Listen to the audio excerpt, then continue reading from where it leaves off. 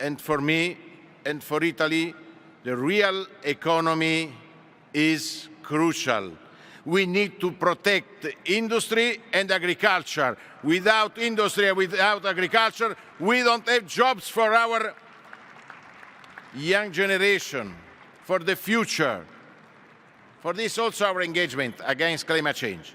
I am strongly engaged on this, but I am not a follower of the religion of Greta Thunberg and the Commissioner Timmermans. I am pragmatic. My vision is completely different. We need to be pragmatic. It's possible to pave the way for a better future supporting industry and agriculture. It's a big mistake to kill industry and agriculture in this time. We need to talk with the farmers and with the small and medium-sized companies. For me, for my party, this is a priority. For this is important, our manifesto. Real economy is crucial for the EPP. For this, we want to work during this election campaign for supporting this position. I am very happy also for the speech of Ursula. It's the first time for me after the death of Silvio Berlusconi. Now I am speaker as leader of my party. And I am proud, as I said, to be part of this family. And during the Congress of Forza Italia, I want to thank you for your participation. I underline the importance to open the door of Forza Italia for all the friends of the PP in Italy. Our lists are open for everybody supporting EPP. For this, we want to achieve the victory. We want to have more and more members of the European Parliament. Of course, economy is very important. I totally agree, we totally agree with Ursula on the new Commissioner for Defense. I believe in European defense. Without European defense, Europe is not important in the world. This choice is not against NATO. It's for strengthening NATO, for having more Europe among NATO. This is important. Without a defense, it's impossible to have a foreign policy. For this, it's important also to work hard for strengthening our foreign policy. It's possible to do more. It's possible to do more in foreign policy. But defense, foreign policy, environment, agriculture, industry are very important for us. But we are Christian Democrats. For this is important to strengthen also our values. It's not the same to be part of the PP and to be part of the Socialist Party. We need to underline our identity. This is crucial. Our model of life is not the same. For this, we need to be very clear with our supporters. We are defending our values because a society without values is a society dead. It's our job, this. And I am very unhappy looking at a picture on the Olympic Games in Paris. Et je vais le dire en langue française. Ce n'est pas une bonne idée d'effacer la croix des invalides. Ce n'est pas une bonne idée d'effacer notre histoire et notre identité pour envoyer un message aux autres. Mais aucun musulman, aucun juif aurait effacé son histoire. Parce que le respect, si nous ne respectons pas nous-mêmes, les autres jamais respecteront les Européens.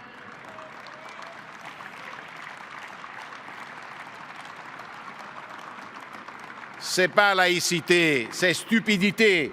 La laïcité, c'est autre chose. Moi, je crois en la laïcité. Mais la laïcité, ce n'est pas effacer l'histoire, ce n'est pas effacer l'identité. Personne n'est obligé à dire « je suis chrétien ». Nous sommes chrétiens.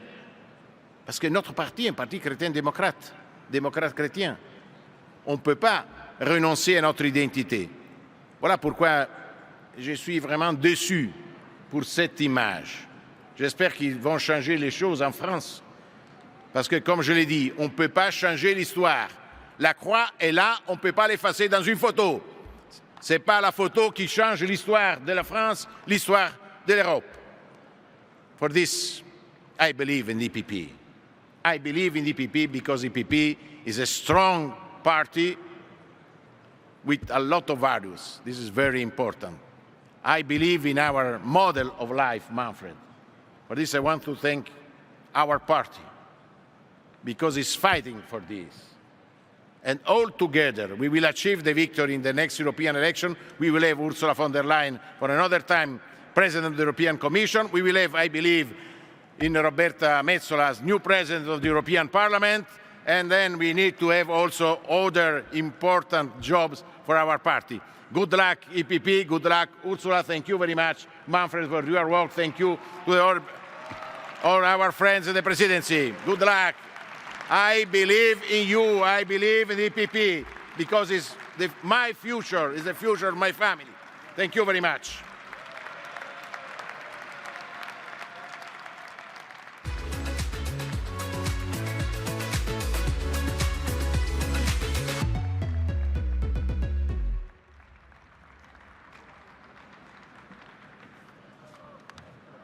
Dear delegates, voting ended just about a minute ago, and the counting procedure will begin immediately. We now move to the addresses of our heads of state and government, our distinguished leaders that are here on the stage today, representing the strength, unity, and power of a political family, as well as the EPP's dedication to our citizens. I'm so pleased to introduce my friend, the President of Kokoomus and Prime Minister of Finland, Petteri Orpo.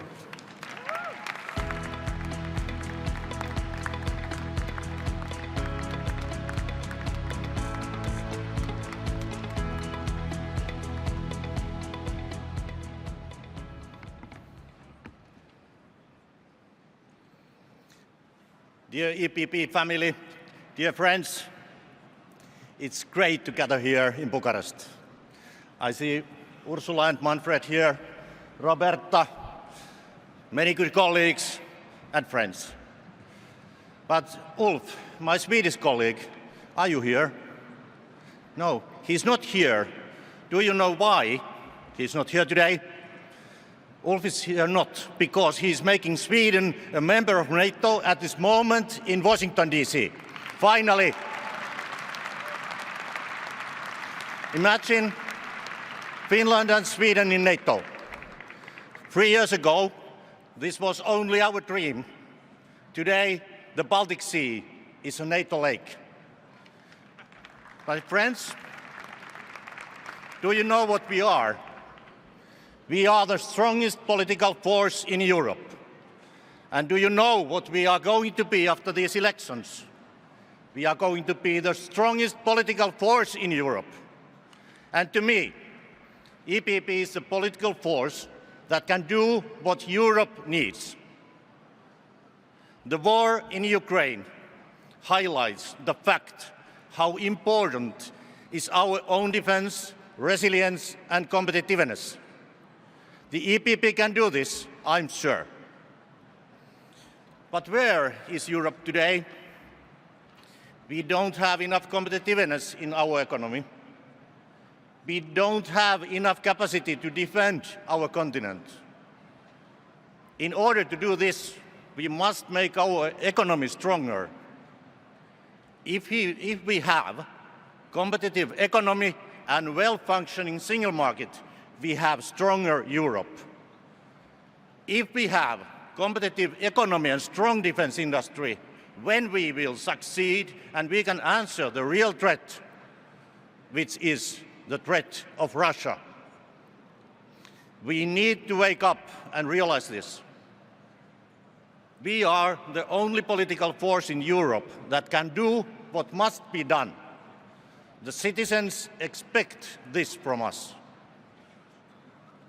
Now we have a clear program for Europeans, and we will win the elections. My friends, next few words about Kokoomus and Finland. We are leading political force in Finland. Last year, we won the parliamentary elections and formed the government. And last month, our candidate, Alexander Stubb, won the presidential elections. We all know Alex. Let's give big applause to him. And next, we are going to nominate a commissioner from EPP. We have succeeded in Finland because we have been pragmatic and we have won the trust of the people. We live in a time where the economy and security matter the most. We are conducting ambitious reforms in Finland. We are reforming the labor market and public finances. After socialist government, we have a lot to do, you understand. But friends, we have over 1,300 kilometers of border with Russia. So we have a long border, but it's still better than no border at all. Dear friends, Russia has organized a hybrid attack against Finland via instrumentalizing migration on our eastern border. This is also the EU and NATO external border. Simply put, Russia has decided to push third country nationals towards our border. They want to destabilize Finland and the EU. Our response has been decisive. We have closed our eastern border and we are preparing new legislation. Once again, we know that we must be prepared for all kinds of hostile action. We do not trust Russia. Russia is a permanent threat to Europe, to us. Today, Ukraine is fighting our war and defending our continent. We will support Ukraine for as long as it takes. Now it's time to wake up. We need to ramp our defense industry and defense capacity. Only with competitive economy we can afford this. We must build our competitiveness on functioning single market and clean energy. We need a technology-neutral approach. We need to use bioeconomy and circular economy. We need less and better regulation. We need less state aid and more single market. Dear friends, lastly on EPP. EPP is a leading political force in Europe. As a backbone of European centre-right politics, EPP plays a crucial role in shaping policies that reflect our shared values of democracy, freedom and market economy. The next Commission, I believe under Ursula's leadership, will go back to basics. We have to take care of our economies and our security, because without them, we can't reach any other goals. I believe that the EPP has what it takes to put Europe back on track. Thank you very much.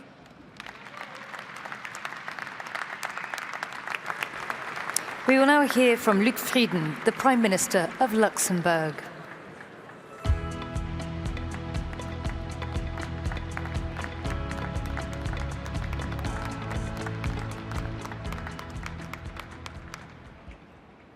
Dear Presidents Manfred, Ursula, Roberta, dear friends of the EPP family, the Luxembourg Christian Democrats, after 10 years in opposition, are back in government. And I believe that is the beginning of a wave of Christian Democratic successes, of EPP successes in the western and southern part of Europe, because we are a pro-European party, and that's also why we won the elections in Luxembourg. Above all, and Ursula mentioned that in her speech, she said that we led a business-friendly program for these elections. But let there be no mistake, business in itself and business friendliness in itself was not the goal. The goal was what is at the heart of Christian democratic policy, is to have a competitive economy which is there to finance a strong social policy and to finance a successful ecological and digital transition. And that was the program of the Christian Democrats in Luxembourg, and that is why we won the elections against those who governed Luxembourg during the past 10 years. And I think that is also the program of the EPP for the coming European elections. And I wholeheartedly support each and every sentence of your speech, dear Ursula, just minutes ago. The combination, the unique combination of democracy, security, and prosperity that you highlighted in your speech is what we believe in and what we stand for as EPP, and that is why I believe that we can score a very good result, both in my country and in many other European countries in the upcoming so important European elections. In fact, we need to achieve two things. One is to have a strong European Union to the inside and a strong European Union to the outside world. Internally, to make sure that the single market functions. The single market, again, as an instrument which serves a political goal, an economic instrument that serves a political goal. And if Ursula was speaking about her kitchen table as a child, I was also at the kitchen table in Luxembourg, where my parents told me two things. One is that if the Germans and the French speak together and don't shoot at each other, we in Luxembourg, we are safe. And the second thing is that if we put, and that is what was born in Luxembourg by Robert Schuman, Konrad Adenauer, if we put coal and steel together, that will make sure that our industries work together, but for a purpose which is serving peace and prosperity. That was true in the 50s, when I was not yet born. That's why my parents told me, and it is true today, because I never thought that I would be appointed Prime Minister at a time when there is a war in Europe. And that is why it is more important than ever that we speak together, that we promote reasonable policies, economic, social, and green policies, but all together, and that we work together for peace through prosperity. And that is the trademark of the social market policy for which Christian Democrats stand. That is why I'm a proud Prime Minister of a Christian Democratic-led government, and that is why I will fight for Ursula von der Leyen as the next President of the European Commission. Thank you. There will now be a video address by Ulf Kristersson, the Prime Minister of Sweden. Dear Manfred, dear Ursula, dear European friends, I hope you're all having a successful Congress in Bucharest today, and I'm sorry not to be able to take part this year, especially in these crucial times. Less than 2 weeks ago, throughout Europe, we marked 2 years of Russia's brutal war against a peaceful neighbor. For 2 years, the Ukrainian people have defended not only their freedom, but also ours. Europe is united, and we must remain united behind Ukraine for as long as it takes. Ukraine must win this war. Sweden is now embarking on the very final steps on our journey towards NATO membership. Instead of giving in to Putin's demands for a Russian veto on other countries' security policy, NATO will be reinforced with 2 new members. After over 200 years of military non-alignment, Sweden will become an ally. We are joining NATO at a time when war is once again raging in Europe. At times like these, it is important to know who your friends and allies really are. Let me therefore take this opportunity to stress how thankful we are for all the support we have received from all of you in the EPP family throughout this process. Allow me also the opportunity to convey my thanks to Ursula for very good cooperation. In Sweden, we hope to continue this cooperation with you during the next Commission. You have the full support from the whole EPP family in Sweden. Thank you all very much. Our next speaker will be Nikos Christodoulides, the President of Cyprus.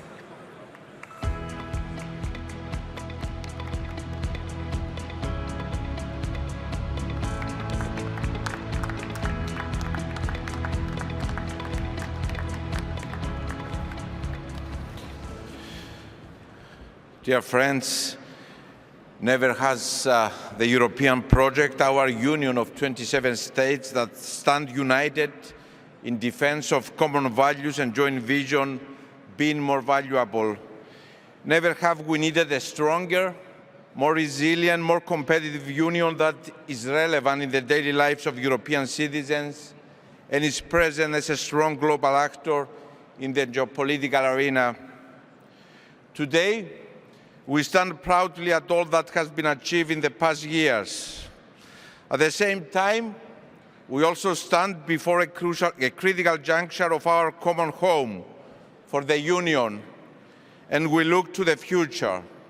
We have a responsibility to our children, to the generations to come, to lay the foundations and deliver an even stronger Union within Europe and in the world. Dear colleagues, as a historian by training, I'm always prone to glance inquisitively at the past in order to draw lessons that will inform decisions for the future. If we look back to the last few years, it is fair to say that we couldn't foresee that a pandemic will be at our doorstep. And yet, we faced that challenge which had an immense impact on our economies and our way of life. In the face of this unforeseen, unprecedented challenge, the Union, in unity, rose to the challenge under Ursula's firm and able leadership, which proved to be absolutely key in not only addressing and overcoming the pandemic, but in emerging even stronger. The pandemic wasn't the only challenge we have had to face. My generation, dear friends, grew up believing that there was no fragility to the European peace project. And yet, on February 24th, we wake up to a new geopolitical reality with Ukraine, a sovereign European country invaded, its territorial integrity violated, international legality shattered. Cyprus, a victim of illegal invasion and half a century of continuous occupation, has stood in an unwavering and unequivocal manner on the right side of the history. And we stand, and we will continue to stand with Ukraine and its people as they fight Russian aggression. Moreover, dear friends, we have also waken up to the reality that there are no frozen conflicts. The war that is ravaging the Middle East, in Europe's immediate neighborhood, at Cyprus' doorstep, is a tragic proof to that. The European Union cannot afford not to have a strong voice and a role on what is happening in the Middle East, not only because it is an integral part of the European Union as a strategic global actor, but also because what happens in the Middle East has a serious impact on Europe, from migration to security. The humanitarian tragedy in Gaza also demands our immediate urgent attention.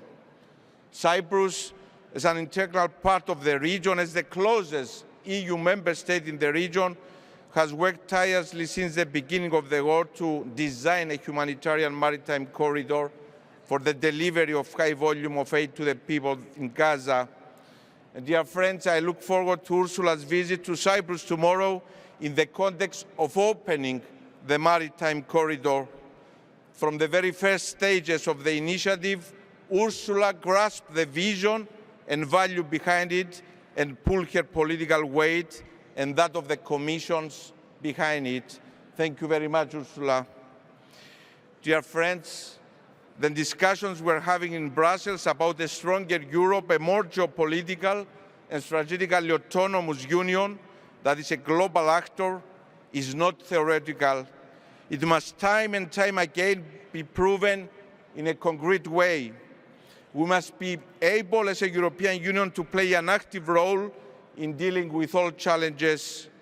In order to materialize the European Union's geopolitical role, first and foremost, we must be able to rely on ourselves without always depending on external factors.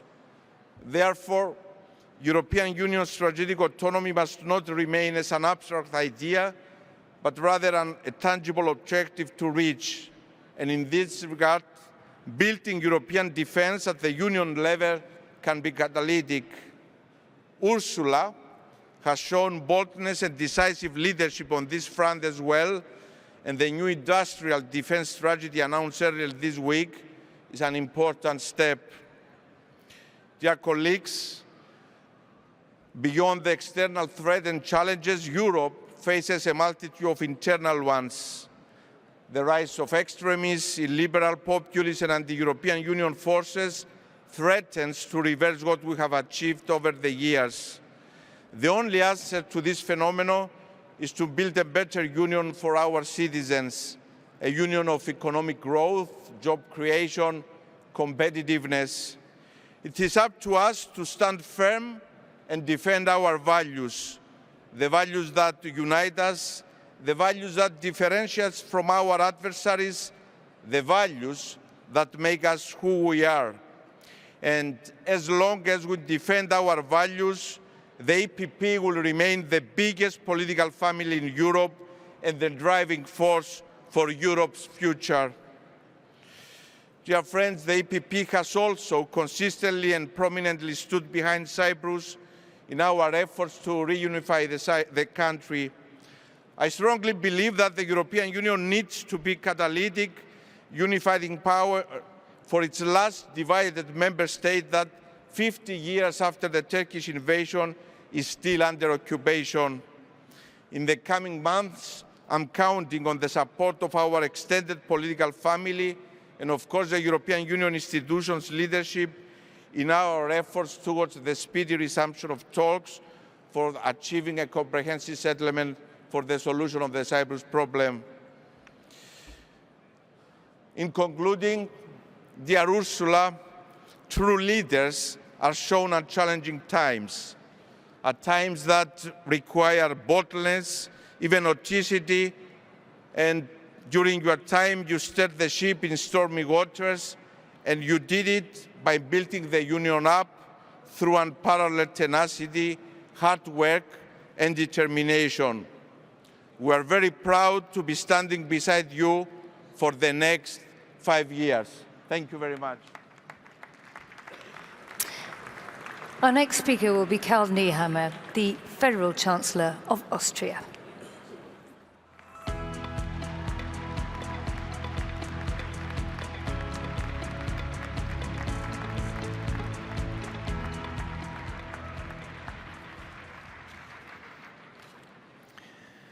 Liebe EVP-Familie, das Jahr 2024 ist tatsächlich ein besonderes Jahr für uns. Wir haben nicht nur nationale Wahlen in Österreich, wir haben die Wahlen zum Europäischen Parlament und vor 30 Jahren haben wir die Verhandlungen abgeschlossen für den EU-Beitritt Österreichs. Das war ein wichtiges Datum. Seitdem ist viel passiert und es wird tatsächlich unsere Aufgabe sein, den Menschen immer wieder zu sagen, dass es für Österreich, in Österreich, die beste Entscheidung war, die wir treffen konnten, der Europäischen Union beizutreten.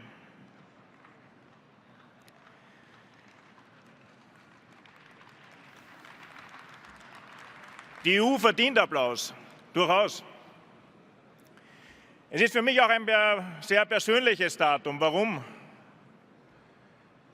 Mein Großvater hat beide Weltkriege überlebt. Mein anderer Großvater ist im Krieg gefallen, meine Mutter als Halbwaise aufgewachsen und der überlebende Großvater war geprägt durch Zeiten des Krieges und in weiterer Folge durch die Teilung Europas durch den Eisernen Vorhang. Er ist dann Ende der 70er Jahre gestorben und er hätte niemals gedacht, dass es möglich sein wird, dass Deutschland sich wieder vereint, dass der eiserne Vorhang, die Teilung Europas verschwindet und die Union friedlich wachsen kann. Das ist tatsächlich gelungen und das ist viel. Und Jahrzehnte des Friedens innerhalb der Europäischen Union ist tatsächlich etwas Besonderes. Und wir sollten, auch wenn wir viele andere Sorgen, Notwendigkeiten haben, heute über die Funktionalität der Union nachzudenken, niemals vergessen, dass die Europäische Union das erfolgreichste Friedensprojekt auf diesem Kontinent ist und das Abschlachten von Hunderten Millionen Menschen beendet hat. Und es ist heute schon erwähnt worden, es ist wieder und es herrscht wieder Krieg auf europäischem Boden. Die russische Föderation hat die Ukraine überfallen und es war gut und richtig, dass die Europäische Union klar ist an der Seite der Menschen in der Ukraine. Wir müssen ihnen beistehen und wir werden ihnen beistehen. Österreich ist ein neutrales Land, aber Neutralität heißt nicht, keine Meinung oder gar keine Haltung zu haben. Der Krieg ist ein Verbrechen. Die Sanktionen notwendig und die Solidarität und Hilfe für die Ukraine eine Verpflichtung der Menschlichkeit. Aber in diesem Jahr 2024 steht tatsächlich viel auf dem Spiel und tatsächlich auch viel zur Wahl. Die Europäische Union ist in einer schwierigen Situation. Wir haben mächtige Konkurrenten, wenn wir an die globalisierte Welt denken, die USA, China, Lateinamerika. Und wir haben unsere Hausaufgaben zu machen. Wir müssen Nachschau halten, wo wir dieses Europa, diese Union besser machen können und müssen. Und wenn man sich auf der Welt bewegt und auch mit vielen Menschen spricht, dann hört man immer wieder von den verschiedenen Erdteilen eine unterschiedliche Beurteilung der Europäischen Union. Da gibt es zum Beispiel den Spruch, die Vereinigten Staaten gelten als besonders innovativ, die Volksrepublik China als besonders produktiv und die Europäische Union besonders regulativ. Liebe Freundinnen und Freunde, wir haben die Aufgabe aus meiner Sicht gerade als Europäische Volkspartei, hier Hand anzulegen und zu deregulieren, Freiheit zu schaffen. Innovation und Forschung sind die Zukunft der Europäischen Union und keine Verbotspolitik.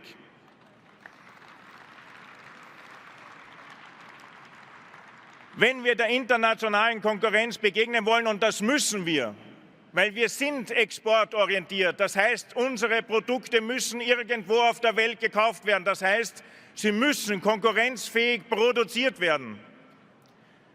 Und heißt für uns als politisch Verantwortliche, wir müssen die Rahmenbedingungen setzen, dass auch weiterhin Industrie in der Europäischen Union stattfinden kann, dass Unternehmertum weiter in der Union stattfinden kann, dass die etwas unternehmen wollen, dass wir es auch ihnen lassen, etwas zu unternehmen, dass wir es zulassen und dass wir sie nicht mit Vorschriften und Regelungen knechten, sodass der Wirtschaftswachstum, Motor, der für die EU so wichtig ist, abgewürgt wird.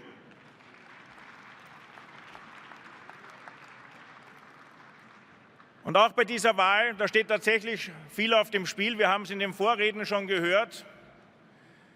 Wir sehen auch selbst, dass sich in der Union die Parteien radikalisieren, links wie rechts. Und die führen meistens nichts Gutes im Schild mit dieser, unserer Union. Das heißt, wir haben die Aufgabe, die Sorgen und Ängste der Menschen ernst zu nehmen. Wir müssen hinschauen, warum sie sich radikalen Parteien zuwenden, was wir als Kraft der Mitte ihnen anbieten müssen, damit sie uns die Unterstützung geben und nicht den anderen. Aber wie kann das funktionieren? Durch glaubhafte Politik, durch Haltung zeigen, die Halt gibt und in wesentlichen Fragen die Sorgen und Ängste der Menschen ernst nehmen. Und wir müssen uns diesen Fragen stellen, wie zum Beispiel der Migration und da vor allem der illegalen Migration. Liebe Freundinnen und Freunde, wir brauchen einen Außengrenzschutz, der den Namen verdient. Und wenn mein finnischer Kollege davon spricht, dass Finnland bedroht ist von Seiten der Russischen Föderation durch illegale Migration, dann haben wir das ernst zu nehmen. Und wir haben die Bedrohungslagen aller unserer Außengrenzländer ernst zu nehmen und ihnen tatsächlich zu helfen. Und zwar mehrfach.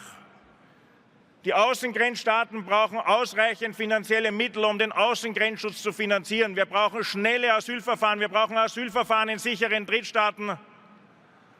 Und wir müssen dafür sorgen, dass die, die nicht bleiben dürfen in der Union, auch wieder rausgebracht werden aus der Union. Und wir haben noch eine Aufgabe.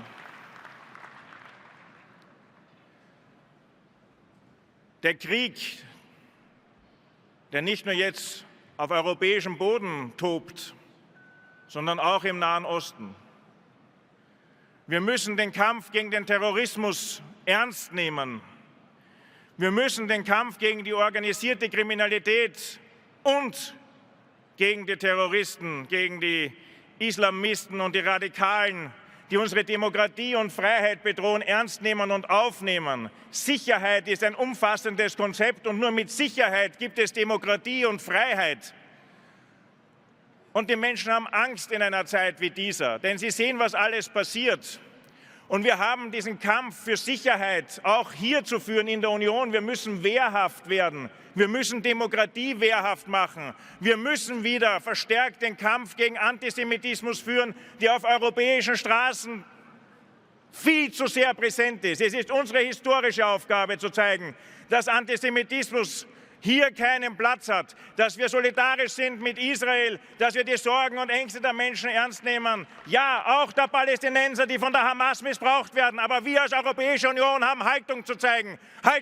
Und wir als Volkspartei haben diese Haltung auch zu kommunizieren.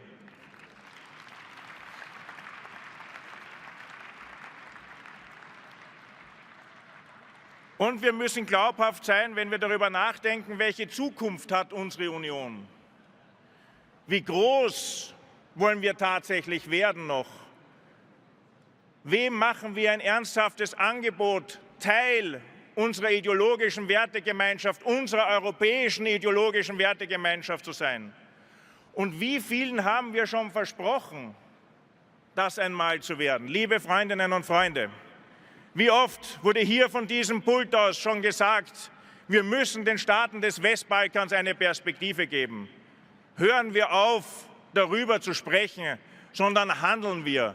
Es ist gerade wichtig, auch für Bosnien-Herzegowina, diese Perspektive nicht nur zu hören, sondern sie tatsächlich auch zu erhalten. Wir müssen den Menschen am Westbalkan zeigen, dass sie Europa sind, dass nicht die Türkei, dass nicht China, dass nicht andere Einflussmächte für sie da sind, sondern dass wir als Europäische Union wissen, dass wir für sie sorgen müssen, dass sie einen Korridor brauchen in die Union und dass sie unsere Hilfe nicht nur verdienen, sondern dass sie ihnen vor allem auch zusteht.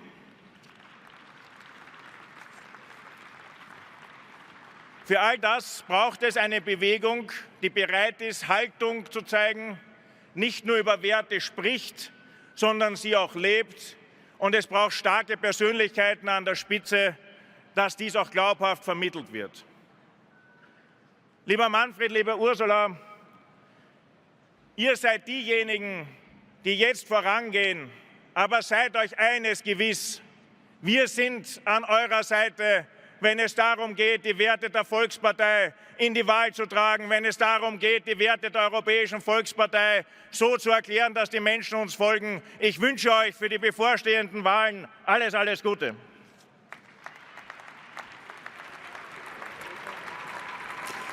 We will now hear from Leo Varadkar, the Taoiseach of Ireland.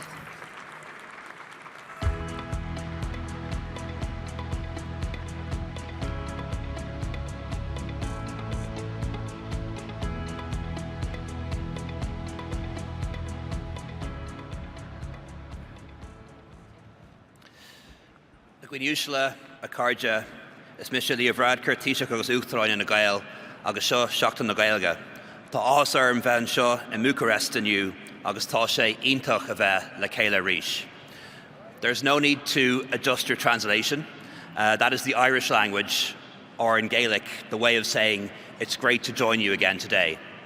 Irish is an official language of the European Union, and it's proof positive that the European Union is a place where national identities and diversity are protected and allowed to thrive. This is my 4th Congress as party president. I attended my first in Berlin as vice president of the youth of the European People's Party almost 25 years ago. Our party president at the time was John Bruton, who died earlier this year, and I want to thank all of you for your kind messages of condolence. He was a great European and a strong supporter of this great party.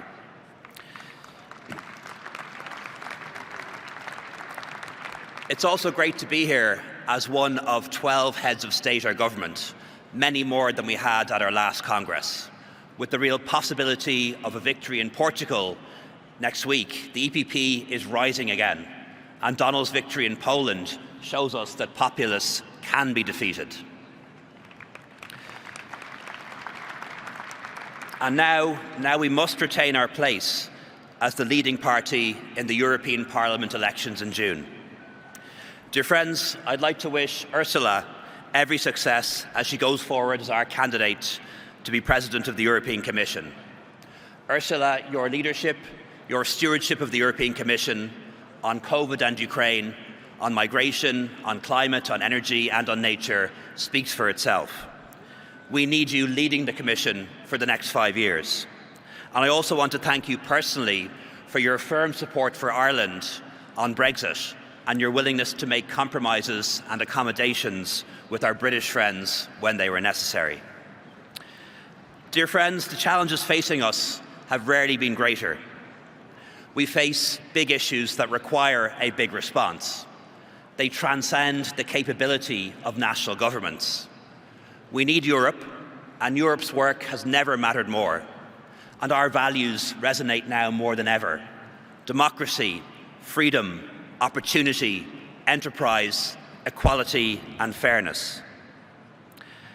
I firmly believe that improved terms and conditions for workers go hand in hand with employment growth and help us to recruit and retain the skilled staff we need for the economy of the 21st century.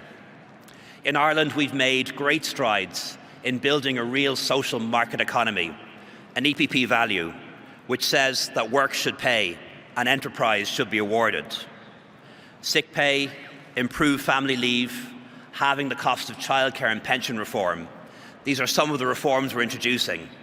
And wages have never been higher, and we've never had more employment.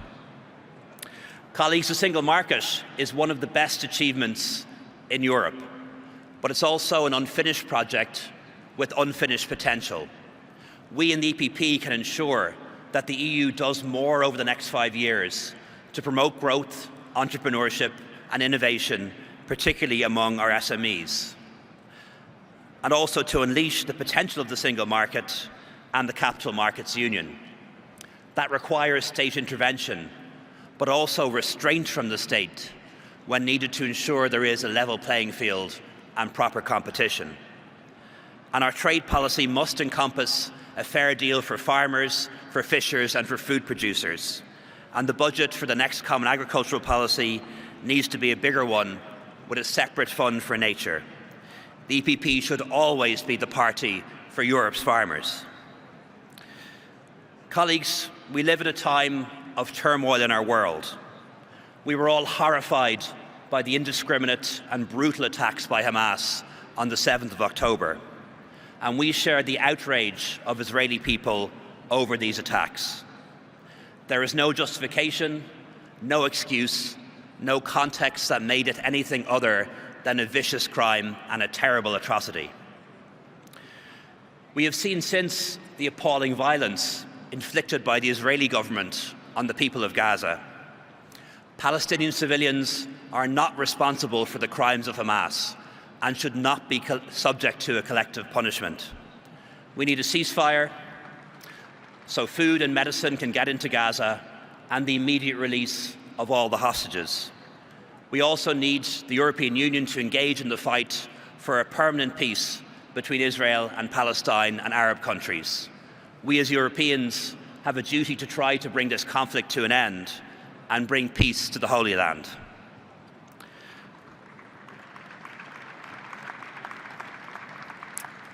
For over 2 years, we have witnessed the brutal Russian assault on the people of Ukraine. Ireland is at the western edge of Europe, but we've opened our hearts and our doors to the people of Ukraine. I do not believe that Putin's ambitions will stop at Ukraine. This is our war too, and it's not just happening in Ukraine's territory. It's happening in our seas, in our cyberspace, and in the form of other attacks. As one of my forebears, Sean Lemass, said, a Europe worth building is a Europe worth defending, and we should do so by developing PESCO and European defence in particular, and also increasing our budgets for international development. The EPP's message from here must be that we stand by Ukraine for as long as it takes.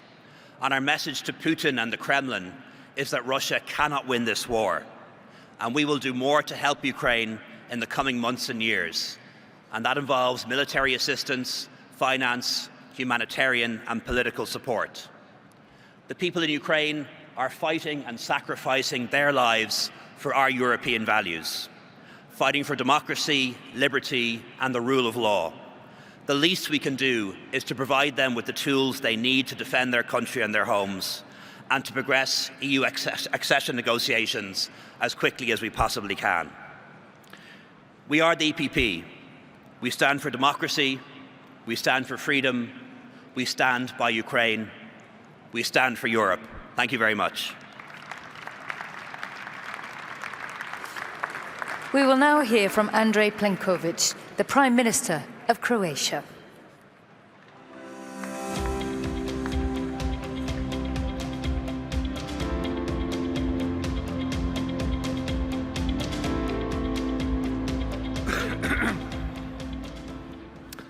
Dear friends, dear Manfred, dear Nikolai, dear Klaus, dear Ursula. It's a great honor to address you today at the EPP Congress here in Bucharest. May I thank, on behalf of the HDZ and the Croatian delegation, our PNL friends for magnificently organizing this Congress that will lead us into the atmosphere of the campaign for the European Parliament's elections in June. The EPP family has demonstrated not only in the times of the foundation of the European Union that it knows how to show leadership, how to show solidarity, how to show prosperity. We have done that over the past 5 years in the most turbulent times in the last few decades. Namely, when Europe and the whole world and all of our nations were confronted with the COVID-19, the leadership of Ursula von der Leyen and the Commission proved to be essential at the times of the first ever Croatian presidency of the Council, that we work together and that we prevent the spread of this pandemic. Ursula, you have provided us with a big answer to the big problem when it came to the protection, when it came to the solidarity, and when it came to the procurement of the vaccine. And I want to thank you for that leadership.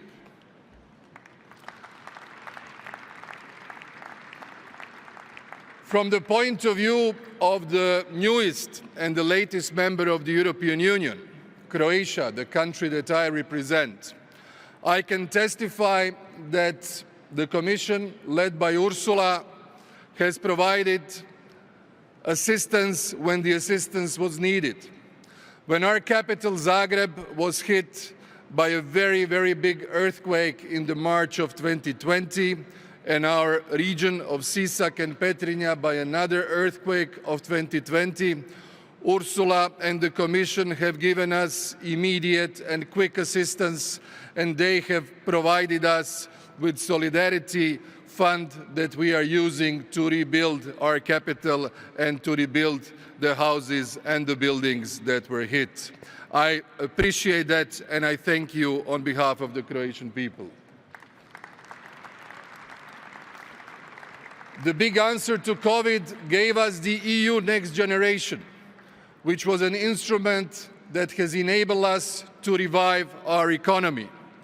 We were all facing a negative GDP in 2020, but with our national plans for recovery and reconstruction, we were helped to come back immediately to the positive trends. My country is a testimony how that can be done. The EU Next Generation goes to the amount of the 15% of Croatia's GDP. That has become an investment tool, it has become a tool for growth, and our growth has recovered, our agility has been strengthened, our resilience has been reinforced, and I want to say that we have a proof that such a policy functioned in the country where we needed it most. Thank you very much, Ursula, for that.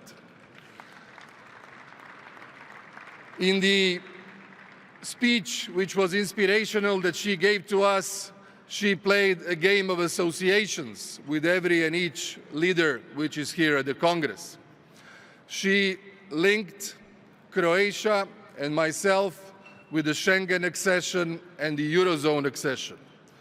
I have to say that we have done a very serious and diligent homework, but this homework would have been far more difficult to attain and to achieve had it not been for the strong support, for the political efforts, for expert support, and the general feeling of support of the EPP family and the Commission in particular. I can proudly say that Croatia's accession to Euro, Schengen, and the European Stability Mechanism is our joint achievement. Thank you also, Ursula, for that. Dear friends, the times that we live in are really challenging. The tectonic changes in the global security architecture, the waging Russian aggression against Ukraine has completely altered our view on defense and on security. We need to continue and be able to sustain support to Ukraine, and I particularly greet Petro and Yulia and Vladimir, who are friends in our political sister parties in Ukraine. We will continue to extend our solidarity to support them politically, economically, financially, in humanitarian way, but also militarily. Croatia has done that, and we shall continue to do it until Ukraine prevails. I would like to congratulate Petteri and Ulf on historic decision for the political culture and the system of Finland and Sweden. The magnitude of tectonic security changes in Europe is best viewed if we see that these two countries have abandoned the policy of neutrality and decided to join the North Atlantic Treaty Organization. I warmly welcome our new allies, which will contribute to our security, which will contribute also to Europe's security. And therefore, this enlargement is extremely important for our future and for also a political message of deterrence and the signal that the European countries will take care of its own borders. In that respect, we are all faced with the threats of illegal migration. Illegal migration has been the biggest problem that Europe has faced in 2015 and 16. In many of our countries, in many of our societies, it has completely changed the political narratives. It has given stamina to the political parties on the sides of the political spectrum, especially the far sides of the political spectrum, and it has impacted the strength of our own sister parties. In this respect, we need to show firmness. We need to show that we can control the external borders of the European Union, the Schengen borders, and not allow that the smugglers continue to profit on the tragic situations of many people from other continents. We need to preserve our way of life, our societies and be very diligent and selective in controlling the migratory flows to the European Union. Dear friends, I want to say a few points about three friendly countries that I really care about. The first one is Romania, that is striving to join the Schengen area. We were in that process for a couple of years together. I would like to say that Croatia will strongly support you. We feel that you will continue to fulfill and strengthen the criteria, and that the moment will come as soon as possible to pass this political decision. I want to show the same type of support to Bulgaria, which is doing the same efforts regarding the Schengen area, but also we will extend you all of our experience and know-how in joining the Eurozone and thus strengthening your economy and the security of your borders. We will be with you, and we want to help Maria, who will soon become the Prime Minister, to be the leader in that process. And finally, I would like to ask all of us, and especially the leaders and the heads of state and government, while we are preparing for the European Council, which will take place in 2 weeks in Brussels on the 21st and the 22nd of March, that we finally make the courageous step forward and decide on the opening of the accession negotiations with Bosnia and Herzegovina. I would like to thank Borjana Kristo, the HDZ President of the Council of Ministers, for incredible efforts you have done since December.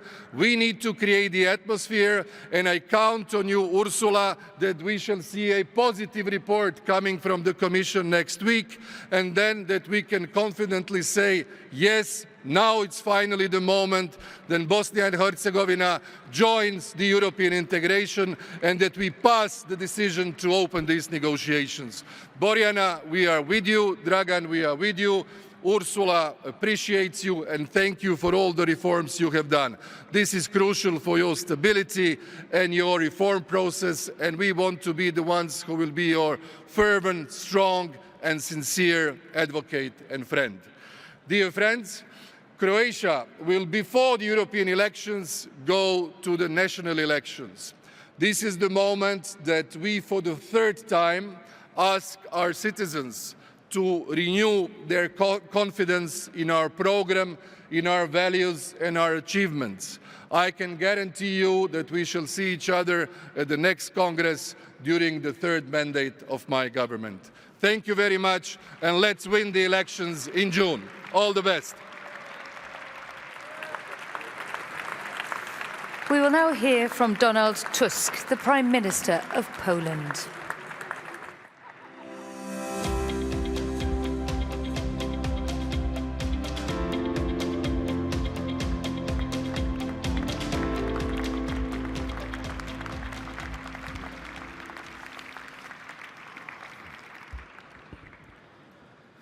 Dear friends, presidents, prime ministers, when I was handing over the reins of European People's Party to Manfred in Rotterdam, I told you that I was returning to the Polish politics to fight for the restoration of the fundamental values in my motherland, for the rule of law, for human rights, for the European unity, and for integrity in the public and economic life. And I won. We won, in fact. And thank you very much. Thank you very much for your support. I am really grateful that so many of you believed that I was able to do it. Not everyone, maybe, but almost. The battle against authoritarian trends, corruption, and lies is taking place on many fronts. And its most dramatic illustration is, of course, the Ukrainian-Russian front. But the responsibility for the fate of the Western civilization, based on the freedom and respect for each and every individual, lies with each and every one of us in every place. The times of blissful calm are over. The post-war epoch is gone. We are living in new times, in a pre-war epoch. In fact, for some of our brothers, it is no longer even a pre-war time. It is a full-scale war in its most cruel form. It is not our fault that our daily vocabulary includes, once again, such words as fighting, bombings, rocket attacks, genocide. Europe wanted to live and develop itself in a post-war world.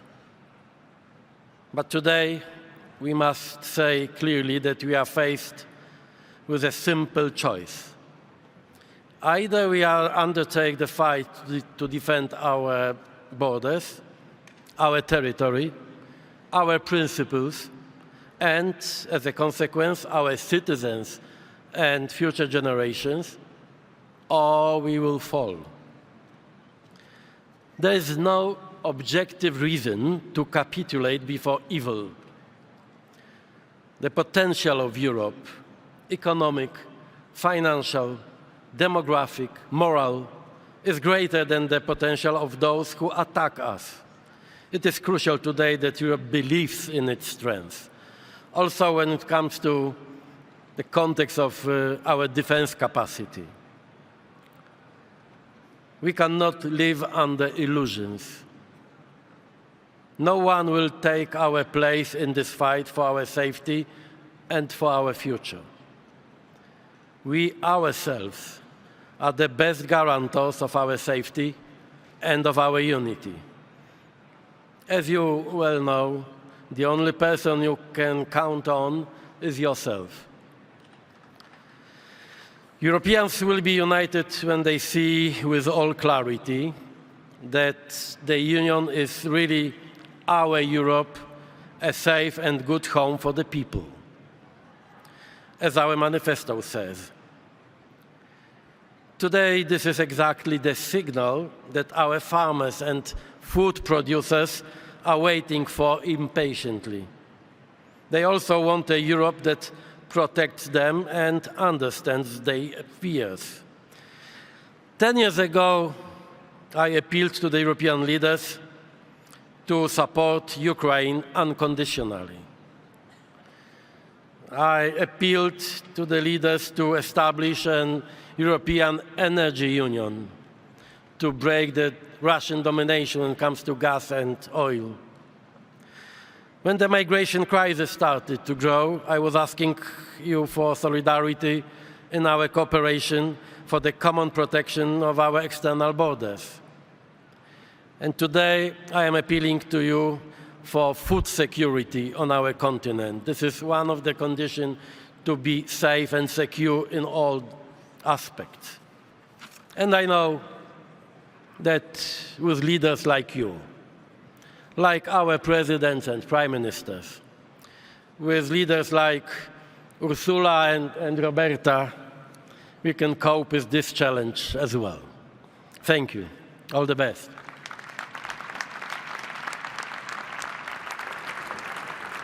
And to conclude the speeches of EPP EU heads of state, our next speaker will be Kyriakos Mitsotakis, the Prime Minister of Greece.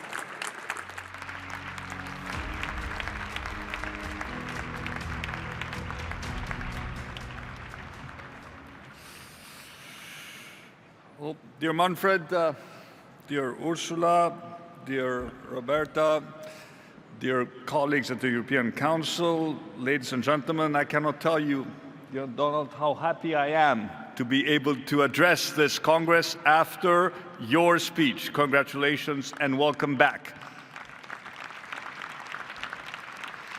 And as many of the previous speakers have said, we are indeed gathered today in this most historic of European capitals ahead of a key battle, a battle that will indeed shape Europe's future, our future. And I would like, in my brief intervention, to stress 3 points. First of all, we as the EPP should be really, really proud of what we have achieved over the past 5 years. It was not a given. It took a lot of effort to bring Europe to where it is today. And we, as the EPP, have been at the forefront of all these efforts to prepare our European Union for the new reality in which we find ourselves.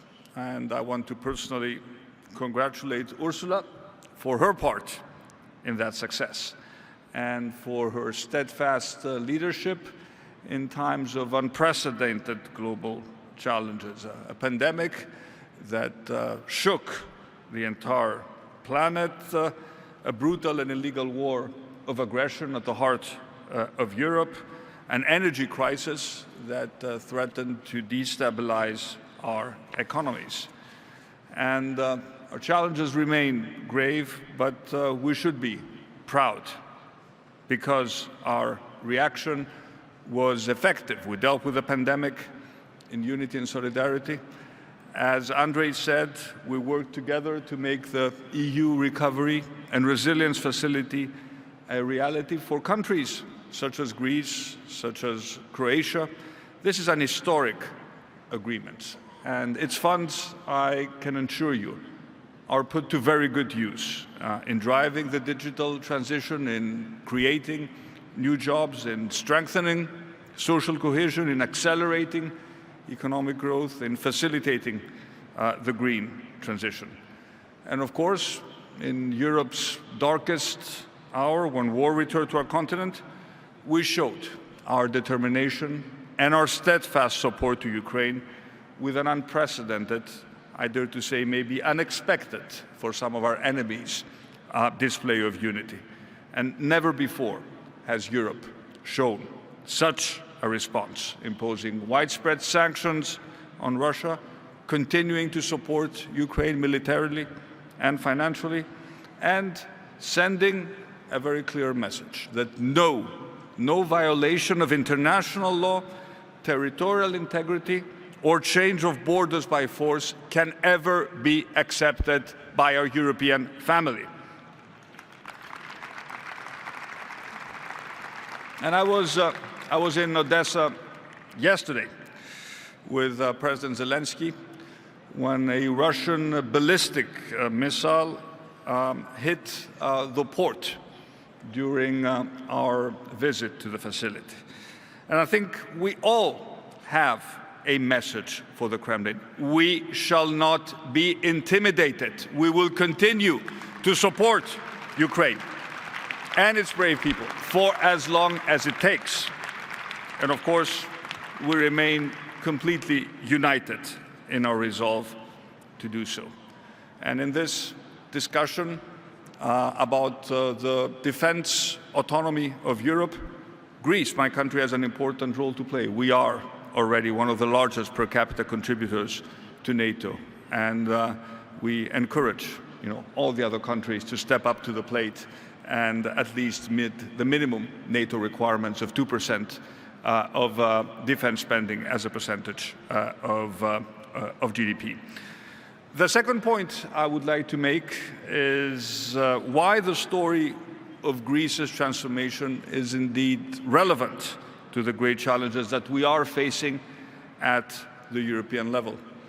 The country I was called upon to govern when I was first elected back in 2019 was, and rightly so maybe, viewed by many as the sick man of Europe. And today, Greece finds itself in a very different place. And thank you, Ursula, for your kind words about the significant progress that Greece has made over the past 5 years. It has defeated, and this is important for our common European project, it has defeated the empty promises of populists not once, but twice. It continues to stand at the very core of Europe, and it has been a positive surprise of the Eurozone.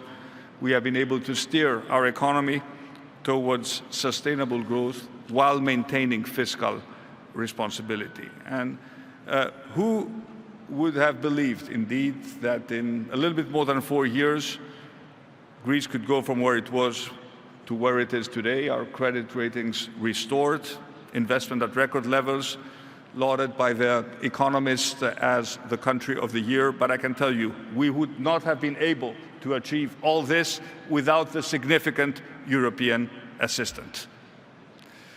And this is the best possible proof that this project that we embarked upon in Greece, reforms that focus on the market economy while retaining the obligation of the state to intervene when there are market failures, domestic liberal policies, but also effectively driving a policy of responsible patriotism. These are policies that indeed work. And this brings me to my third point, the challenges ahead, our priorities going forward.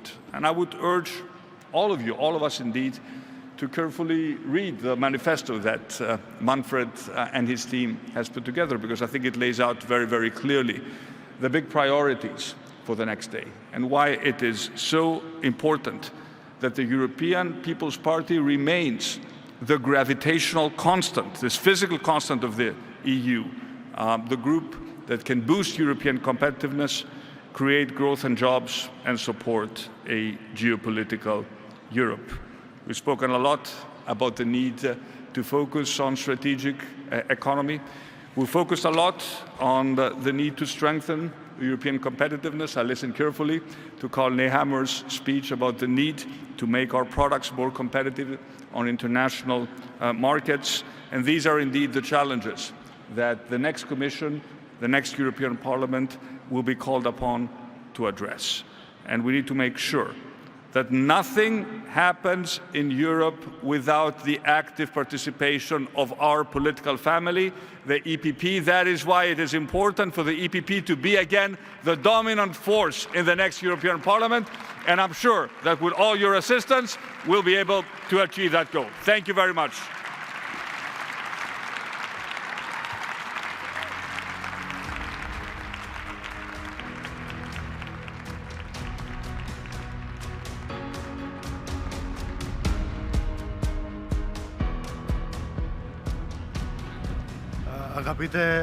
Agapite Proedre, Mr. Prime Minister, just to add, if I may, how extra happy and delighted we are, all of us, for you being here today. It is my honor to introduce the President of the European Parliament, Roberta Metsola.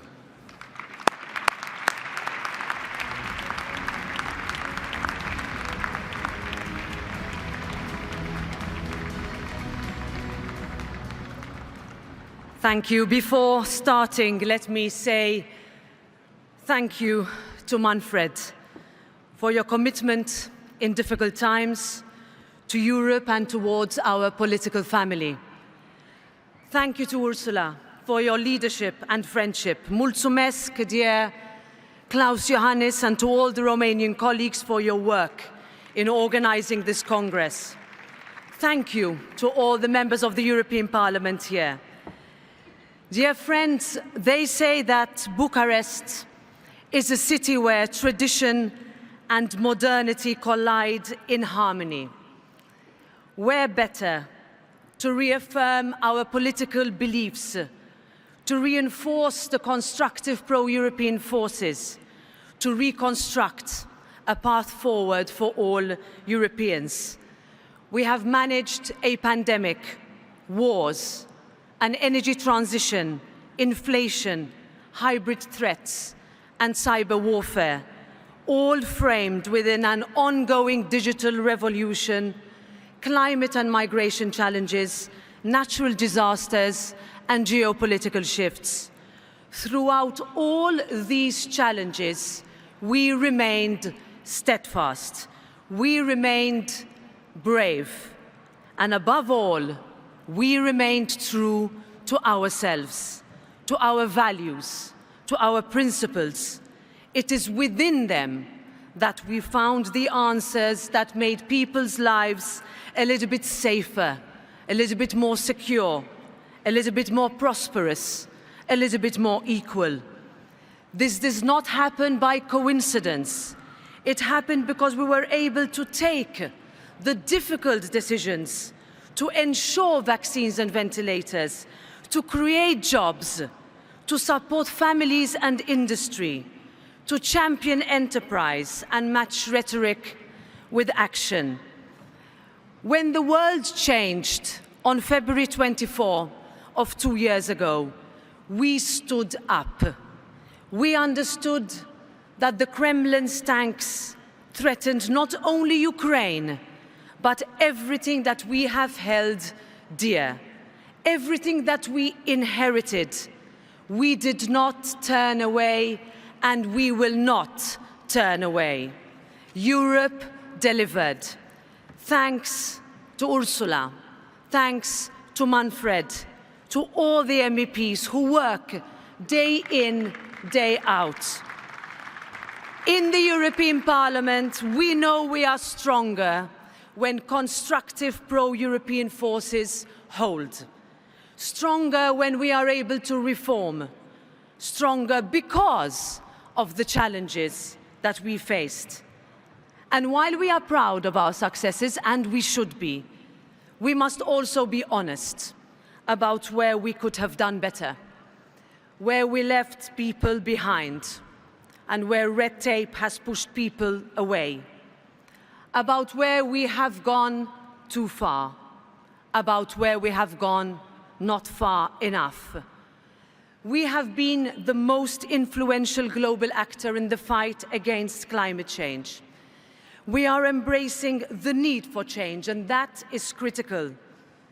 But we also know that this transition must happen at a pace that is sustainable, not slower, not faster. We know that our farmers must be part of the equation. Our industry must be part of the equation. Our young people, so many of you here, must be part of the equation. A friend put it this way: there is an invisible line that people could be pushed beyond. People must have confidence in the process. They must have access to tools that allow them to make the shift, and they must be able to afford it. Otherwise, it will not succeed. And worse, if misunderstood, it risks driving more people into political disenfranchisement. That is why we must listen more, why we must become better able to cushion the economic, social, and political impact of decisions. Here in Romania, the impact of non-Schengen is another example of the consequences of all three. Why opening air and sea borders is so important, and why full Schengen needs to follow. The same is true for Bulgaria. We must have the answers, not by copying others, but by being able to show unashamedly that we can provide the right frameworks that make difference in people's lives. We don't need Europe to reinvent the wheel. We want Europe to add value where it should. We see strength, not weakness in our differences. We cherish our traditions, our languages and cultures. Neither do we want to destroy what we have constructed.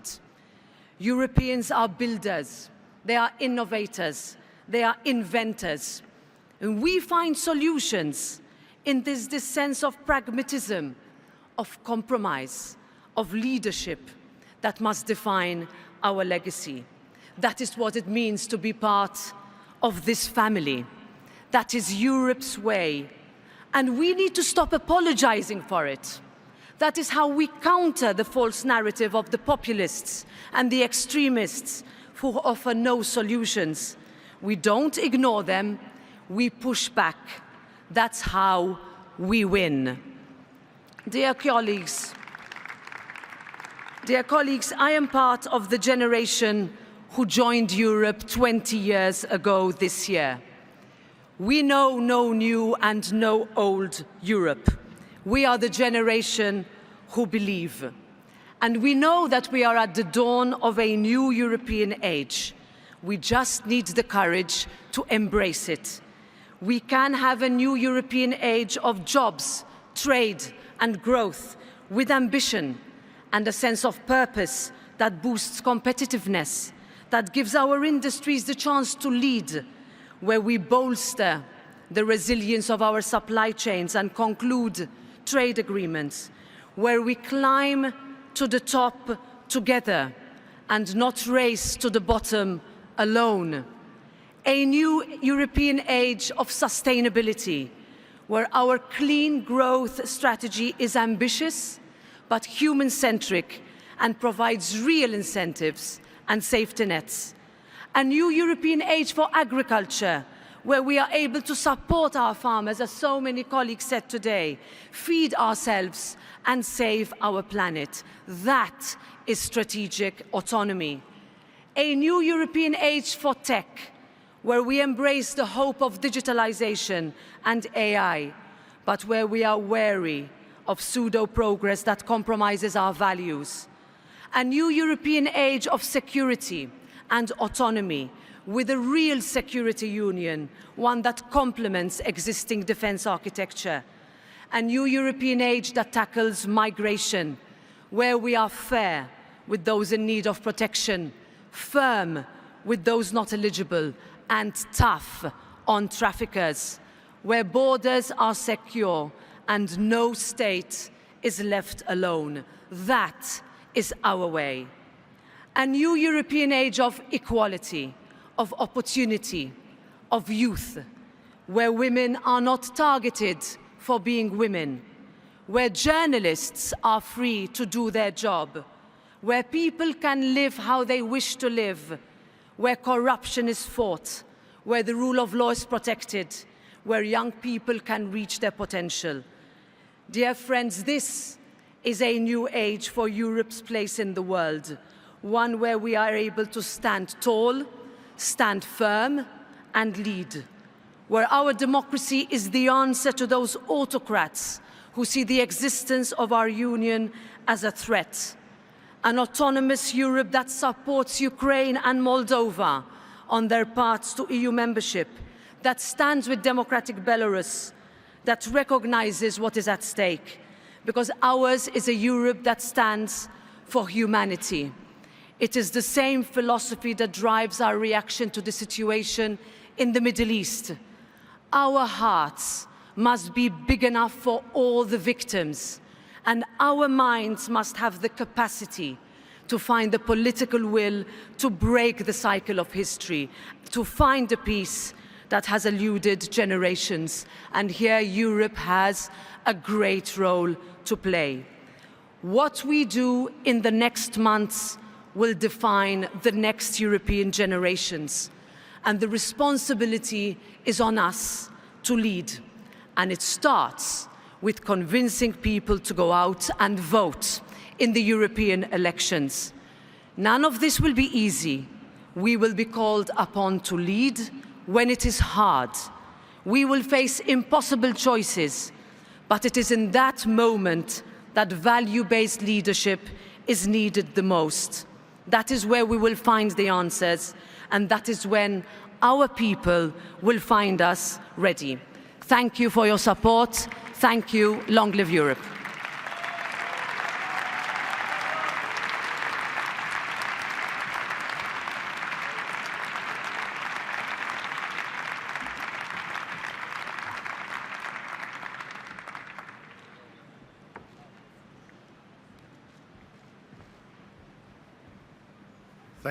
Thank you, Madam President.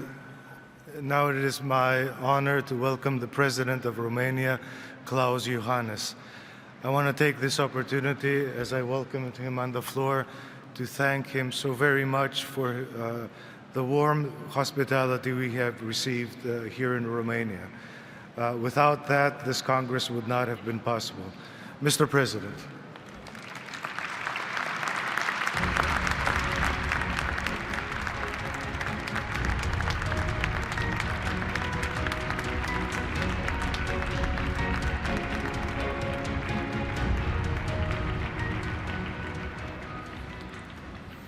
Thank you so much. Domnule președinte al Partidului Popular European, Manfred Weber, doamnă președinte al Comisiei Europene, Ursula von der Leyen, doamnă președinte al Parlamentului European, Roberta Metsola, domnule președinte al Partidului Național Liberal, Nicolae Ciucă, doamnelor și domnilor președinți și prim-ministri, excelențe, distinși delegați, dragi prieteni europeni, bine ați venit la București. Mă bucur să fim împreună din nou și să văd că transmiteți cu toții optimism, hotărâre, preocupare pentru viitor și implicare.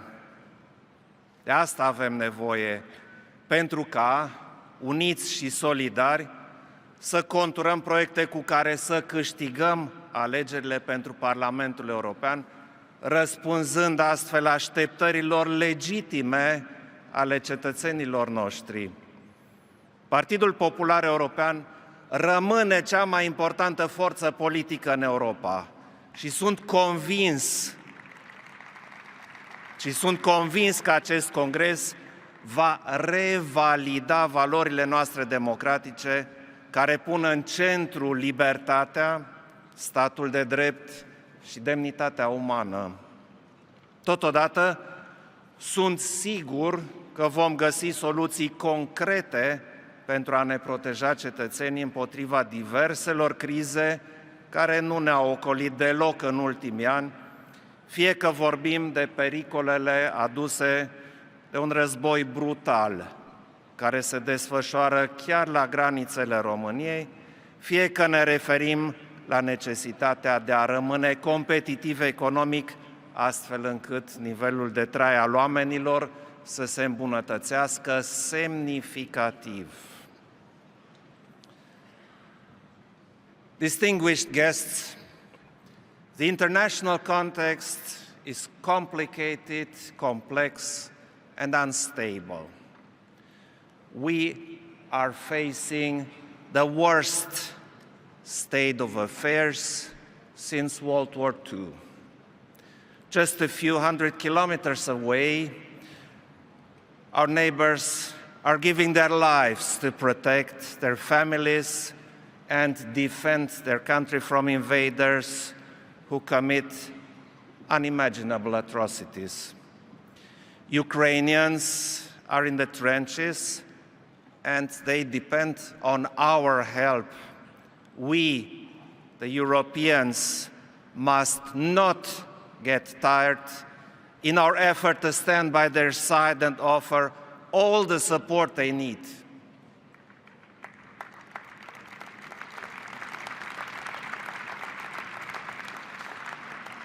For us, it is not just about the sovereignty of a nation, but about the lives of people who are forced to fight in a conflict they did not start. At the same time, we have the responsibility to reassure our citizens that they are protected, because only in a climate of stability and security can our economies develop, thrive, and our people lead a better life. Enlargement remains one of the most successful European Union policies, a geostrategic investment in peace, security, stability, and prosperity for all EU member states and partners engaged on an EU path alike. Its transformative power and its ability to rally countries and peoples around the European Union values and principles to the benefit of all can never be underestimated. The Republic of Moldova, Ukraine, and Georgia are an integral part of the European Union, and their future lies within the European Union. So does the future of the Western Balkans. Our partners have made incredible progress the citizens of these countries believe in the European Union and wish to be part of the European family. Therefore, we should not let them down. Dear friends, Europe is a continent of peace. We must firmly state this and remind our people that we all benefit from the greatest security guarantees in our history, and that the complementarity between the European Union and NATO is pragmatic, realistic, and ensures the security of our nations.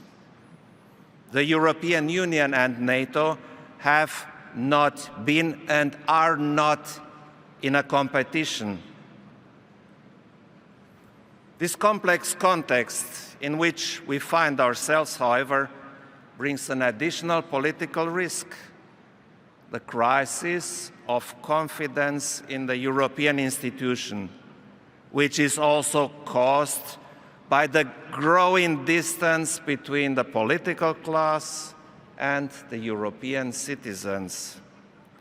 Let's reconnect to our people, because they are the ones who give legitimacy to the political act.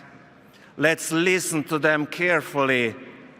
Let's be sure that before coming up with electoral projects, we know what the real concerns of our citizens are. To this end, the European political class must show maturity.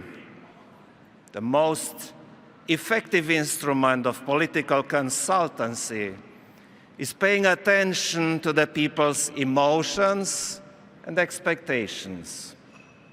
Young people especially want to feel the political class and the European Union closer to them. They want to be heard and supported. We are the ones who have to find the most appropriate way to win their trust, because we need their enthusiasm and creativity, and they need concrete measures. Young people don't need sentimentality or mechanical replies. They expect solutions, and they want space for affirmation, as well as the right conditions to invest in the industries of the future. Ladies and gentlemen, out of all the challenges we are facing today, one stands out in particular for the toxic potential it can have on the very foundation of the European project. I'm referring, of course, to extremism in all its forms, from rotten facade nationalism to the revisionist tendencies that, unfortunately, manifest themselves more and more virulently on our continent. After all, what is the European Union? 27 states that have voluntarily and out of belief adhered to the same set of principles. We share the same values, and we want to protect the level of well-being we have achieved due to the European project. The European Union is attractive precisely because its core values allow and facilitate a high-quality life. And it is exactly this particular reason that there are some who want this project to fail, because it offers what autocracies and other non-democratic systems deny their citizens: freedom of movement, free trade, protection of fundamental rights, justice, and the rule of law. The campaign for the European Parliament is approaching fast. People will be bombarded with all kinds of offers and promises. Many of you here will be running for a European Parliament mandate, and you will have to engage debates with Eurosceptics and other dissatisfied people who challenge our European project. You can ask them directly, what is your alternative to a project that has brought over 50 years of peace and prosperity? You will immediately see how their entire argumentative framework falls apart, because the alternative presented by these very vocal noisemakers is a grim one of national ressentiments and selfishness, one that caused humanitarian disasters, conflicts, and European fratricide wars.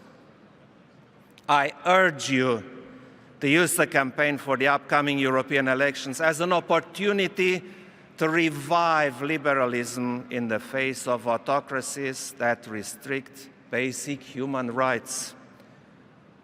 Better communication of the benefits of the European Union's membership is essential for countering misinformation and manipulation. We must make sure that our citizens are aware of the undeniable benefits that come from being part of this remarkable project. The European Union has replaced fear and hostility with collaboration and mutual respect.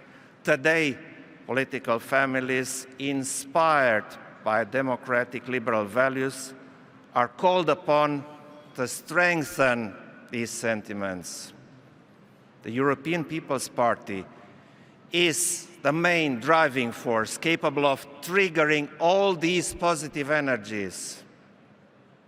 I'm glad to be here with people who, I know for a fact, are not lacking the courage, competence, experience, and responsibility to carry out the necessary changes in order to revitalize the most important political and social project that we Europeans have built and continue to build every day. The noise made by left or right-wing populists can be covered by active participation and effective communication following the principle of unity in diversity, without ever losing sight of the main objective, which is the safety and well-being of our citizens. We are all part of the same big European family, yet this doesn't mean that we are giving up our national identity. We are united in supporting the same values and principles, but diverse in our cultural heritage, traditions, and history. And exactly this unity in diversity is what makes the European project truly unique. Dear friends, our unity and collective mobilization are the key to move the European project forward. We must be proactive in sustaining our values and common objectives, in involving and inspiring our citizens to be part of this joint effort for a safer and more prosperous future. This is why promoting a high turnout during the voting process is vital for ensuring that the voice of each and every citizen matters when it comes to making the European decision-making process. We have, therefore, a moment with a profound civic significance and relevance, because we all want, don't we, that our future and the future of Europe to be decided by the will of the electorate, not by his absence. At the same time, the European Union of tomorrow will look the way we will shape it. Our defense and security, the safety of the European business environment, investments, culture, education, health, all these are in our decisional power, and Europe will be what we will make out of it. Relevant political activity never stops at public discourse, but involves initiative, being among people, and identifying solutions, real solutions to pressing problems. The next European Parliament and the next European Commission will have the chance to meet history and to relaunch policies in the service of the people. Liebe Ursula, dir wünsche ich viel Erfolg, gutes Gelingen und dazu eine gute Portion Glück. Unsere Unterstützung hast du allemal. Danke. Thank you.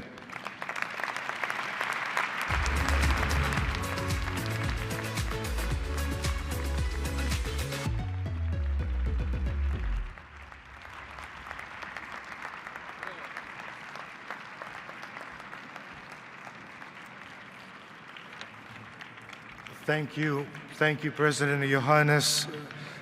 Now I call our President of the Voting Committee and Vice President Esther de Lange to please explain the process and announce the results for the EPP lead candidate for the presidency of the European Commission. President de Lange.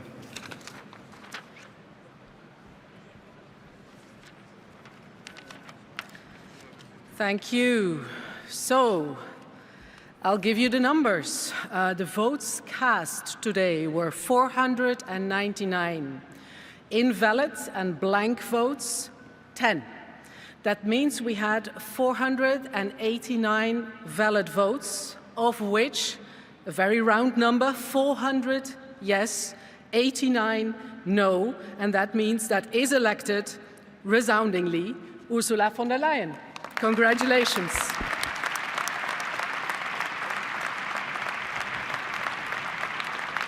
Dear delegates, I am honored to welcome our lead candidate for the presidency of the European Commission, Ursula von der Leyen.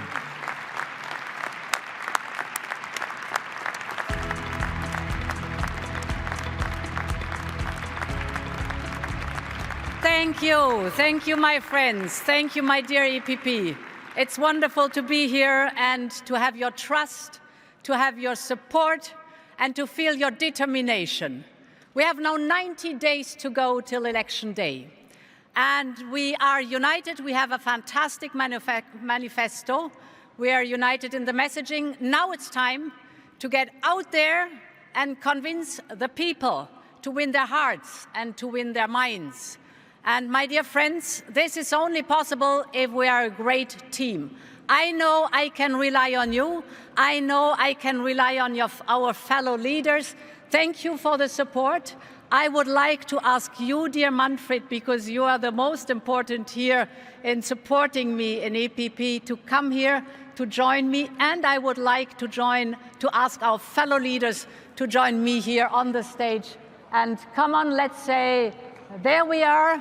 Let's go for 90 days. Let's win this election. Let's be the strongest party in these European elections.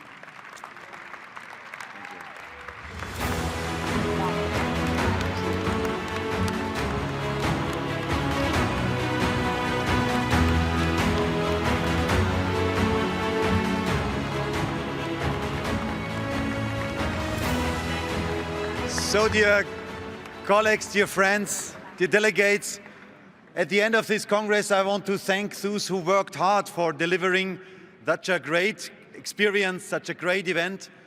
Let me first of all thank our host, and that is Nikolai Chuka with the PNL in Bucharest. We feel at home. You did a great job. Thank you so much. And also to President Klaus Iohannis. Thank you so much for welcoming us in Romania. And dear friends, the second thank you goes to those who worked hard, really day and night, for making this event, this Congress possible. I want to name Thanasis Bakoulas, our Secretary General, with his whole team in the party. It was a great event. It was another level of our events. Thanks so much for doing so. Dear friends, we experienced what it means to be a family. We did our job. We defined our program, our programmatic road. We nominated a great lead candidate for the next upcoming European elections. That means we are ready for the competition, for the democratic competition in front of us. Let's go now back home to our citizens. Let's convince them for our idea for the future of Europe. Dear colleagues, this was the powerhouse of Europe, and this will be, in the next 5 years, the powerhouse of Europe. Thank you so much. I'm closing officially the Congress 2024.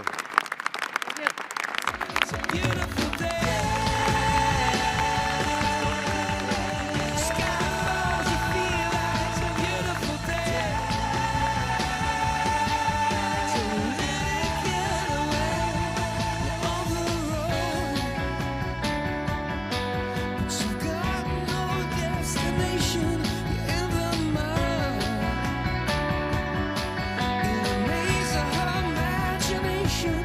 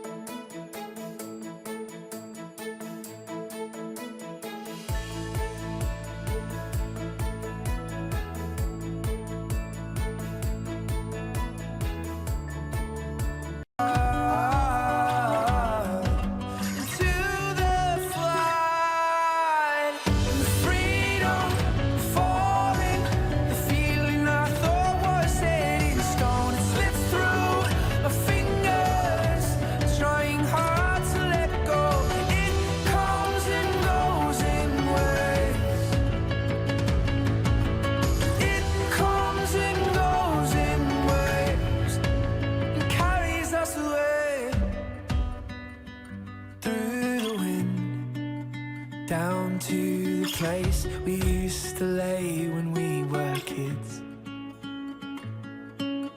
Memories of a stolen place, caught in the silence, an echo lost in space. It comes and goes in waves, it always does, it always does. We watch as our young hearts fade into the flood.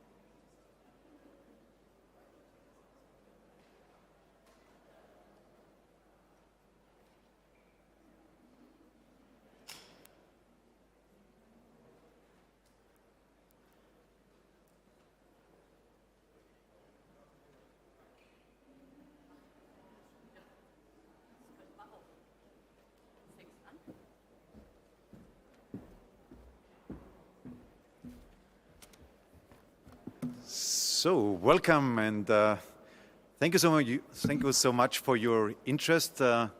After a successful Congress, we want to give you a final response, a final idea about what the European Parliament party did, EPP did in the last 2 days here in Bucharest.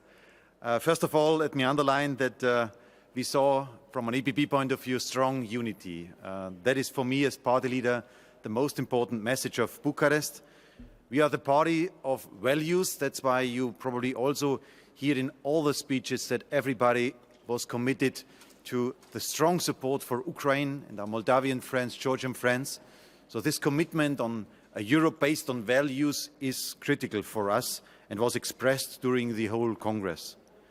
We did our job. We fulfilled our mission. That means we finalized our manifesto. So programmatically, people have a clear idea what EPP is standing for, what is their roadmap for the next 5 years, and their peace and prosperity, two key promises of the European project, must be renewed and are deeply rooted in our mandate. And then the second task was to nominate a lead candidate. And you saw the outcome. We nominated Ursula von der Leyen, the acting Commission President, as our EPP lead candidate for the next 5 years. She presented today the ideas for the future. She will be the face of EPP in the upcoming weeks, will present our ideas to the European citizens. She will do this with a strong record, what she did in the past, in the last 5 years. I, as party president, say Europe was in good hands and will be in good hands. That's why congratulations to the nomination. And we also experienced the family to being together as European People's Party to get also motivation for the upcoming campaign. I want to add 2 points. First, for us, the upcoming European elections are a battle about Europe and are a battle about democracy. We are the party who is defending the values of Europe. Christian Democrats, we are building up today's European Union, and that's why all the extremists and populists are our enemies. We will fight against them. We will protect our European Union. I defined in my speech our clear criteria to build up a firewall against the extremists. No one can be partner who is taking Europe into question.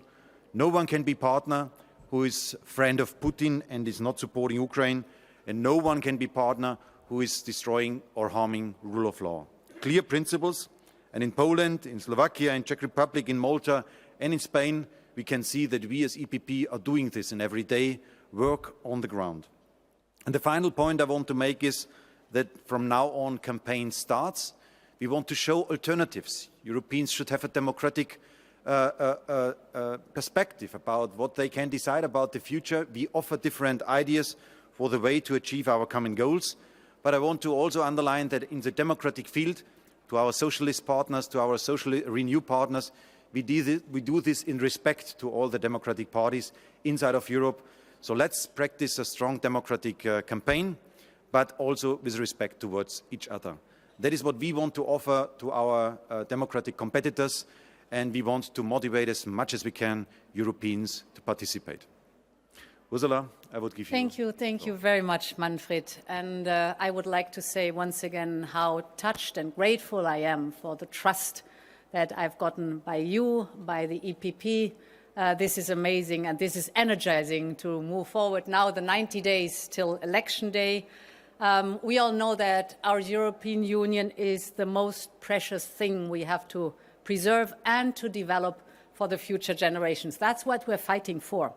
Manfred, I think we've done a lot of things right together in the last 5 years. The track record shows that. Europe has stood its ground under most difficult circumstances, and we have laid the foundation for a successful future. Now we must tackle the stages ahead of us with full concentration and with unity. And this is why I'm running for another term at the helm of the European Commission. I mentioned in my speech all the different geopolitical challenges. Putin must not win the war with which he attempted to shift borders by force again. And we will stand by Ukraine and support it on its further steps towards Europe, because this is the only way that we can preserve the security and the prosperity of the European Union. And it is the right way to tell the autocrats of this world that we will defend our democracies and stand up for our values. We want to maintain a European Union that is strong and secure, that is peaceful and prosperous, and that is democratic and united. We will continue to fight against climate change. We have to think climate protection, economy, and energy as one. This creates good jobs here at home, and we need to invest significantly in more effort in Europe's security. Citizens sense that the risks to our European way of life are there, and we want to give them the answer how to preserve that democracy, prosperity, and security. We know that you cannot have one without the others, and this is why we want to run the election campaign now with all vigor. And this is why EPP and I are campaigning for what EPP and I are campaigning for in the next weeks. I'm very much looking forward to that. As I said, 90 days to go. And thank you very much again for the trust and the support I felt today and in the last weeks and months, for the weeks and months to come. Thank you so much. I would hand over to Thanasis for the moderation, please. Thank you. Thank you very much indeed. Microphones will be distributed. Please state your name and source, please. Yeah, Andy Bounds from the Financial Times. Your manifesto talks about settling asylum seekers in third countries in accordance with the Geneva Conventions and the ECHR. Could you name some of these countries? And if you can't, aren't you making a promise that you can't keep? Thanks. I think that it is absolutely clear that whatever we do will be in full respect of our obligations under EU and international law. That's what I also said in my speech. And the concept of safe third countries is not new. It is already established in the EU law. So therefore, the quote that you just gave is in full compliance with the EU law. Our manifesto is written in view of the EU law.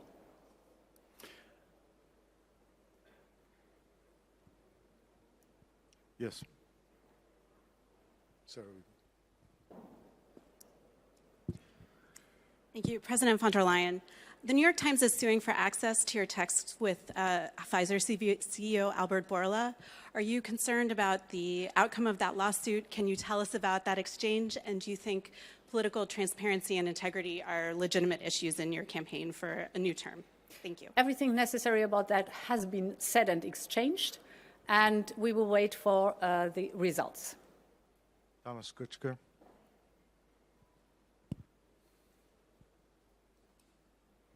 Thomas Kutschka, Frankfurter Allgemeine Zeitung. Thanks for the question.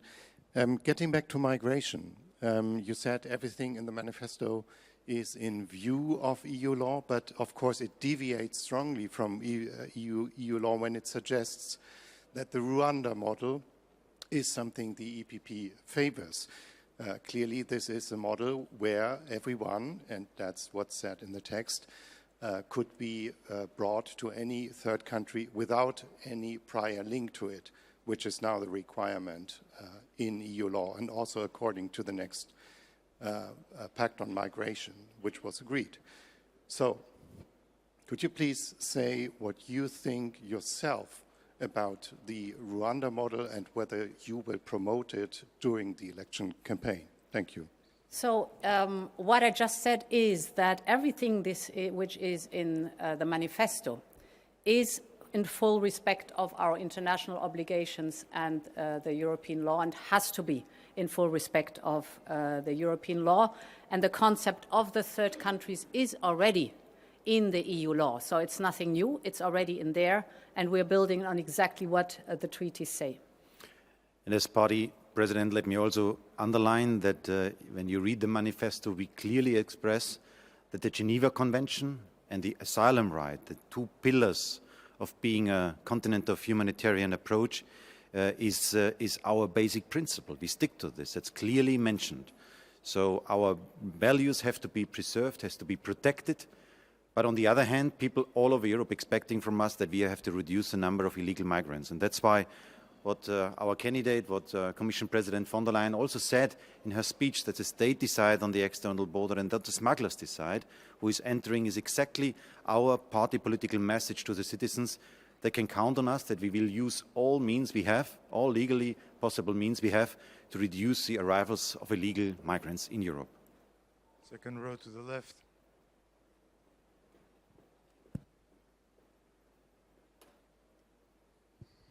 Hi, Andra Timo from Bloomberg. I have a question regarding the help for Ukraine. Why do you think it's taking so long to use the frozen Russian assets to help Ukraine? And do you think there's any chance we'll see any of these funds going to Ukraine this year? Thank you so much. So we've done already important steps forward concerning the windfall profits and the proceeds, of the frozen assets. We have taken the necessary legal steps now to be able to use the proceeds for Ukraine. And now it's more decision on how will we invest them for Ukraine, but that we will use them is now legally secured and decided in the European Union. What the assets are concerned, the immobilized assets themselves are concerned, we have a process in G7 where we are discussing how to deal with them. This process is not finished, but as I said, we are already working with the proceeds in favor of Ukraine. This gentleman.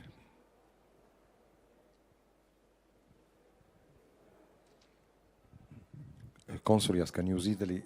I would like to go back to the migration issue, not so much to contest the idea that is or is not in the EU law, international law, but don't you think that this single point characterizes the candidature of Mrs. von der Leyen as too much, as a centre-right candidacy, which would not be supported probably by at least a part of socialists and liberals? Are you not afraid that this point would compromise, would jeopardize possibly the majority in the parliament for Mrs. von der Leyen? Thanks.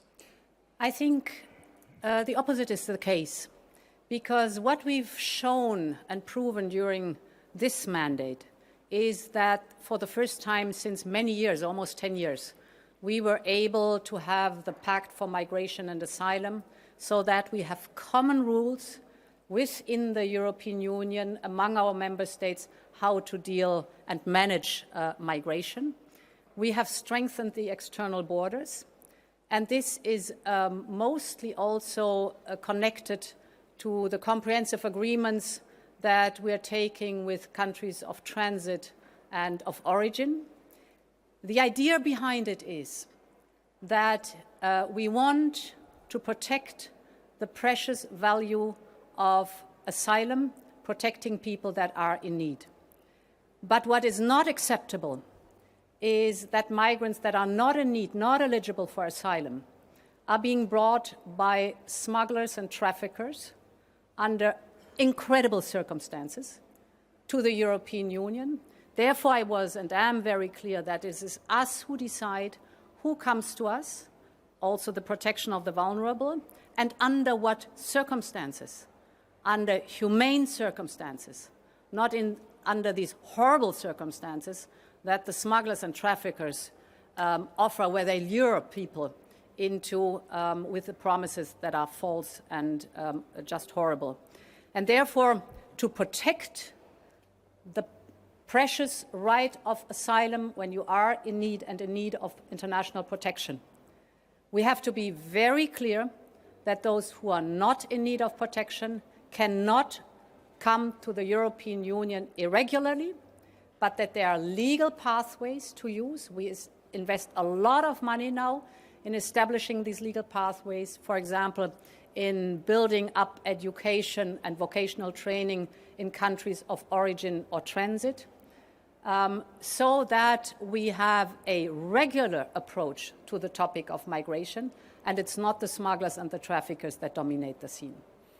And I have to say that we are tackling content in our manifesto, not from a tactical point of view. We do this because there is a question, there is a problem, people are concerned. So I would call our approach a pro-people approach, that we care about the demands, the requests, the concerns of our citizens in Europe. They want to have control about our external border, and that is what we pick up with our proposals, having in mind that the majority of people arriving are illegal migrants and not asylum seekers and not Geneva Convention migrants. That means we have a real problem. We are answering, we're giving an answer to this problem. And let me underline that in a few days we will vote in the European Parliament about the current migration pact. My group, the European People's Party, we will support this pact because we do another step to solve it, to bring again control on our external border and keeping our values alive.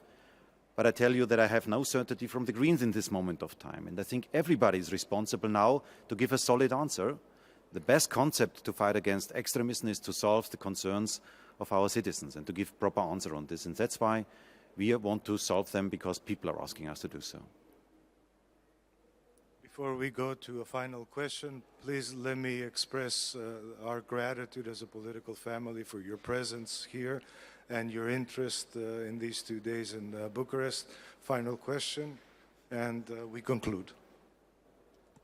Thank you. Jade Grandin from French Daily, L'Opinion. Do you think that the French right, les Républicains, have lost their compass, that they are no longer pro-EU? And who is your biggest ally in France? Is it the EPP in France or Renew, the party of Emmanuel Macron? For us, it's very important, as Manfred already said, that the ones we work together with, that is the democratic parties, and we want to hold the center. That is very important. They are pro the European Union, they are pro-Ukraine, and they are pro-rule of law. And we have seen very clearly with the Rassemblement that they question the European Union and that they are friends of Putin, so that you cannot rely on them. But all those who are very clear what the protection of our values is concerned, again, the European values and the support for Ukraine, which implies that you have to be very clearly distancing you from the aggressor, and the support for the rule of law. These are the criteria for us to cooperate with others in the democratic center. And I'm proud, having the process in mind, that the European People's Party is also presenting a real European party. We had today a secret ballot. The socialists in Rome had by acclamation their nomination of the candidate, no secret ballot. So we do this in a democratic way. We offer this all in a democratic way. We take our manifesto serious. We stick to this. We believe in what we present to the voters. And let me also underline that also the idea to present before the elections the future Commission President, the person who will then lead if we get the support from the citizens, and also the manifesto, to be transparent on the candidate and also on the content, is our Europe, a democratic Europe, where we want to show up in front of elections, present the Europeans our ideas, and I'm sure that this will help us a lot to win the elections. So thank you also as President for your interests, and wish you a good day. Thank you so much. Thank you. Thank you to our lead candidate. Thank you, Mr. President. We'll see you all on the campaign together. Thank you very much.